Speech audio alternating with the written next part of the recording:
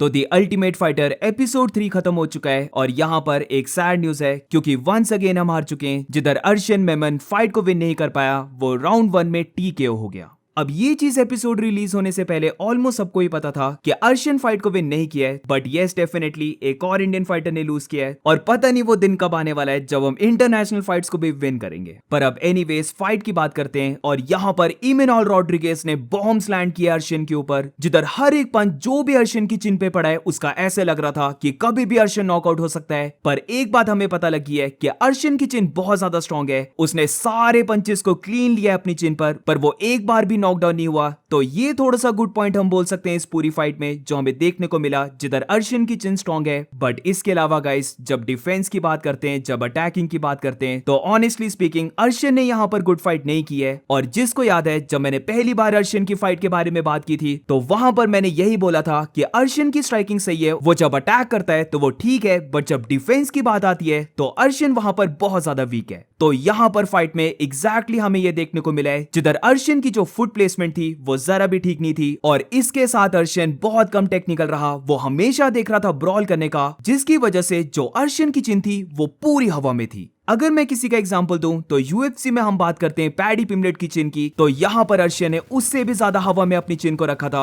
और एक बात यहां पर ठीक होगी कि मैनुअल रॉड्रिगेज का साइज इतना बड़ा नहीं था, तो बेशक वो बहुत ब्रूटल पंचेस को थ्रो कर रहा था, बट अगर यही पंचेस अर्शियन के साइज ने किसी ने थ्रो किए होते तो आई एम नॉट श्योर कि अर्शियन उन पंचेस को ले पाता। तो जिस वे से उसने फाइट को स्टार्ट किया, जहां पर वो इनसाइड लेग किक्स को थ्रो कर रहा था, वो बॉडी किक्स को थ्रो कर रहा था, और यही उसकी स्ट्राइकिंग में बहुत ज्यादा स्ट्रॉन्ग पॉइंट है। बट जैसे ही मैनुअल रॉड्रिगेज ने डिस्टेंस को क्लोज किया, हम देख सकते थे ये जो सारी टेक्निकलिटी है ये आउट ऑफ विंडो चले जाती है। अर्शियन बेसिकली चाहता था कि वो ही मैनुअल के ऊपर फायर बैक करे और यही उसकी सबसे बड़ी गलती थी, जहां पर वो अपने पंचेस को वाइल्ड वे से स्विंग करने लग पड़ता है। हम बोल सकते हैं कि जो डिफेंसिव गार्ड था वो था ही नहीं, और इसीलिए अर्ली राउंड में ही हम देख लेते हैं कि मैनुअल अर्शियन के ऊपर 2 ह्यूज पंचेस को थ्रो करता है, जो मुझे लगता है कि एक पंच इतने ज्यादा अच्छे वे से लैंड नहीं हुआ था, बट यहीं से नोटिस होने लग पड़ा था कि अर्शियन अपनी चिन को बहुत हवा में रख रहा है। अब फर्स्ट मिनट ओवर होने के अराउंड अर्शियन यहां पर एक फाउल कर देता है, तो वहां पर जेल सनन जो अर्शियन का कोच है वो एग्जैक्टली इस चीज को बोल रहा होता है कि उसे स्लो डाउन करने की जरूरत है, उसे स्लोली इमैवोव को पुश बैक करने की जरूरत है, और अगर हो सके तो वो टेक डाउन्स को भी शूट कर सकता है। और ये सुनने के बाद इनिशियल सेकंड्स तो अर्शियन फिर से बहुत अच्छी फाइट करने लग पड़ता है। वो इनसाइड लेग किक्स को थ्रो करता है, वो बॉडी किक को थ्रो करता है, बट एकदम से यहां पर इमैनुअल रॉड्रिगेज खुद की बॉडी किक को थ्रो करता है। और जिसने ये फाइट देखी है तो तुम बॉडी किक के साउंड को भी सुन सकते थे कि ये बहुत जोर की लैंड हुई थी, और इसीलिए अर्शियन ये बॉडी किक लेने के बाद एकदम से पेन में आ जाता है। वो अपने एक हाथ से बॉडी को पकड़ लेता है, वो पेन में थोड़ी सी ग्रंट करता है और उसे बैकवर्ड मूव होना पड़ता है। और यही देखते हुए इमैनुअल यहां पर गुड बॉडी पंचेस को थ्रो करता है जो अर्शियन को नॉक डाउन कर देते हैं। अब जब मैंने ये पूरा सीन देखा मुझे लगा कि फाइट ओवर होने वाली है, क्योंकि मैनुअल रॉड्रिगेज यहां पर हैमर डाउन कर रहा था पंचेस को। बट एक बात वंस अगेन यहां पर माननी पड़ेगी कि अर्शियन ने जरा भी क्विट नहीं किया। वो डेफिनेटली पेन में था, बट वो फायर बैक कर रहा था। वो 2-3 बहुत अच्छी अप किक्स को थ्रो करता है जो कंप्लीटली लीगल थी, और फिर ये फाइट वापस फीट में आ जाती है और यहां पर फिर से दोनों फाइटर्स ब्रॉल करने लग पड़ते हैं। एंड इधर कपल ऑफ मूवमेंट्स ऐसी भी आती हैं जिधर अब अर्शियन मेमन के भी थोड़े से पंचेस लैंड होने लग पड़े थे। वो ब्रॉल के एंड में एक गुड बॉडी किक को थ्रो करता है, जिसकी वजह से इमैनुअल को बैकवर्ड मूव होना पड़ता है। और यहां से मैं प्रे कर रहा था कि अर्शियन फिर से अपनी टेक्निकल फाइट में आ जाए, क्योंकि अगर वो फाइट में टेक्निकल रहता तो उसके विन करने के चांसेस बहुत ज्यादा इंक्रीज हो जाते। बट सैड है ये काफी कि अर्शियन ने ऐसा नहीं किया। जिधर अब बात करते हैं लास्ट मिनट की, और ये चीज मुझे यहां पर अर्शियन से जरा भी ठीक नहीं लगी। अब आई नो कि यहां पर काफी लोग ये बोलेंगे कि अर्शियन ने सारी स्ट्राइक्स को ले लिया, बट गाइस ये स्ट्राइक लेने वाली स्पोर्ट नहीं है, क्योंकि हम बार बार देखते हैं कि कितने भी सॉलिड चिन क्यों ना हो, अगर ज्यादा डैमेज लिया तो वो कभी ना कभी ब्रेक हो जाएगी। अभी अर्शियन एक यंग फाइटर है तो वो इन पंचेस और स्ट्राइक्स को ले रहा है, बट अगर वो ऐसे ही फाइट करता रहा, उसने अगर अपने डिफेंस को इंप्रूव नहीं किया तो ये चेन फिर बहुत वीक हो जाएगी। एनीवेज जिसकी मैं बात कर रहा हूं, तो यहां पर हम कंप्लीटली देख सकते थे कि अर्शियन अब बस चाहता था कि वो कैसे भी अपने हैंड्स को ले करे इमैनुअल के ऊपर, और इसीलिए वो पूरे डिफेंसिव गेम को भूल जाता है और यहां पर वो अपने दोनों ही हाथों को नीचे कर देता है। बेसिकली अर्शियन इमैनुअल को यहां पर इनवाइट करता है कि वो उसके ऊपर स्ट्राइक्स को थ्रो करे, क्योंकि वो सारी स्ट्राइक्स को ले लेगा। तो एग्जैक्टली ऐसा ही होता है, जहां पर इमैनुअल एकदम से हेड किक को लैंड करता है, जो मेरी ओपिनियन में पार्शियली लैंड हुई थी। अगर ये बाय चांस शिन से लैंड होती तो अर्शियन यहां पर नॉकआउट भी हो सकता था, बट इसी के बाद हम देख सकते हैं ये किक लेने के बाद अर्शन थोड़ा सा ब्लास्ट इन कर जाता है, बट फिर से जब फाइट सेंटर ऑफ द ऑक्टेगन में आती है तो यहाँ पर वंस अगेन अर्शन अपने दोनों हाथों को नीचे मार्च फॉरवर्ड करने लग पड़ता है और यहाँ पर इमैनुअल उसके ऊपर ह्यूज राइट पंच को थ्रो करता है। अब ये पंच लेने के बाद अर्शन उसे मॉक करता है कि उसे कुछ भी नहीं हुआ, तो इमैनुअल यहाँ पर एकदम से वही राइट पंच को फिर से लैंड कर देता है और फिर जो हम इतने दिनों से क्लिप को देखते आ रहे थे जहां पर ये पंच लैंड करने के बाद इमैनुअल लेफ्ट हुक को लैंड करता है, फिर राइट हुक को लैंड करता है और ये सारे पंचेस लेने के बाद डेफिनेटली अर्शन हर्ट हो गया था। वो बैकवर्ड मूव करता है, वो फिर से एक और पंच को लेता है, बट अभी तक भी मुझे लगता है कि अर्शन फाइट में बना हुआ था। बट इसके बाद अर्शन के ऊपर इमैनुअल एक ह्यूज राइट हुक को थ्रो करता है, जो अब हम देख सकते थे कि फाइनली अर्शन बहुत ज्यादा हर्ट हो चुका है। उसके पेन की वजह से दोनों हाथ ऊपर हो जाते हैं और ये देखने के बाद इमैनुअल पूरा ही ब्लास्ट इन कर जाता है। वो बार बार अपर कट्स, वो बार बार हुक्स को लैंड करने लग पड़ता है और अर्शन को बेसिकली यहाँ पर पूरे डिफेंसिव मोड में बस ये सारे पंचेस को लेना पड़ता है। और यही देखते हुए कि अर्शन फाइट बैक नहीं कर रहा है, वो थोड़ा सा शेल अराउंड कर चुका था, तो रेफरी स्टेप इन कर जाता है और ये फाइट ओवर हो जाती है। अब अर्शन यहाँ पर थोड़ा सा प्रोटेस्ट करता है कि फाइट नहीं ओवर होनी चाहिए थी, जो समवट आई एग्री। डेफिनेटली यहाँ पर रेफरी चाहता तो वो कपल ऑफ सेकंड्स और ज्यादा चलने दे सकता था फाइट, मे बी 4 और 5 स्ट्राइक्स और ज्यादा लैंड हो सकती थी,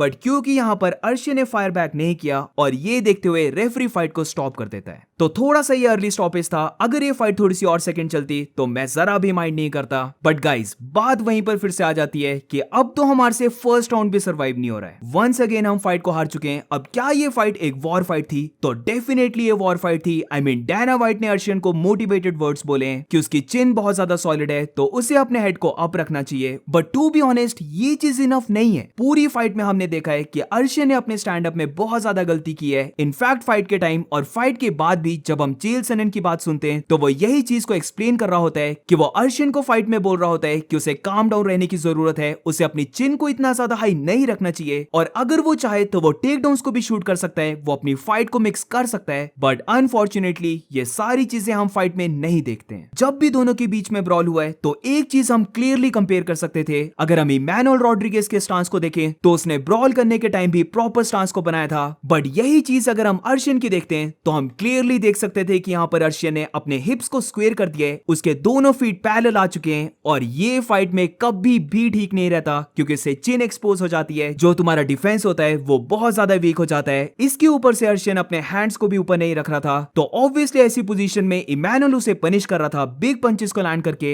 और वंस अगेन हम ये चीज देख सकते थे कि हार्ट तो है हमारे फाइटर्स में, बट जब स्किल्स की बात आती है और टेक्निकलिटी की बात आती है तो रीजनल सीन में तो हम बहुत अच्छा करते हैं, बट जैसे ही कंपटीशन इंटरनेशनल लेवल का पहुंच जाता है, यूएफसी की मैं बात भी नहीं कर रहा हूं, यूएफसी का लेवल तो और भी बड़ा है, बट सिर्फ अगर हम इंटरनेशनल लेवल की भी बात करें जहां पर हम देख सकते हैं कि इमैनुअल का रिकॉर्ड 5-0 का है, तो वो इतना ज्यादा हाईली एक्सपीरियंस फाइटर भी नहीं है, बट फिर भी एक मैक्सिकन फाइटर और हमारे इंडियन फाइटर के अगर स्किल को कंपेयर करें तो बहुत ज्यादा डिफरेंस था। तो ऑफ कोर्स मैं सैड हूं, यूएफसी में जो दोनों फाइटर्स हैं वो अपनी फाइट को हारे। रोड टू यूएफसी में जो इकलौता फाइटर था हमारा वो अपनी फाइट को हार चुका है और अब दी अल्टीमेट फाइटर में जो चांस मिला था वहां पर भी हम हार चुके हैं। तो इस साल हम बोल सकते हैं कि यूएफसी के अंदर और जो भी हमें अपॉर्चुनिटी मिली थी यूएफसी तक पहुंचने की, वहां पर हम सैडली बिना विन के हैं। अब एक चीज मैं क्लियर कर देता हूं कि यस यहाँ पर अर्शन ने बहुत अच्छी चिन को दिखाया है और इसके लिए उसे डायना व्हाइट से एप्रिसिएशन मिली है, तो लॉस लेने के बाद इससे बड़ी बात और नहीं हो सकती क्योंकि उसे कॉम्प्लीमेंट मिल चुका है। बट वो दिन कब आएगा जब हमारे इंडियन फाइटर्स ओपोनेंट्स के ऊपर ऐसी बीटिंग को पुट ऑन कर रहे हैं? मजा तो वो देखने पर है जब हमारे फाइटर्स इंटरनेशनल लेवल पर दूसरे ओपोनेंट्स को आउट स्किल कर रहे हैं और इंप्रेसिव वे से विन करने के बाद डायना व्हाइट हमारे इंडियन फाइटर्स को बोल रहा है कि ये यूएफसी में डिजर्व करते हैं फाइट करना,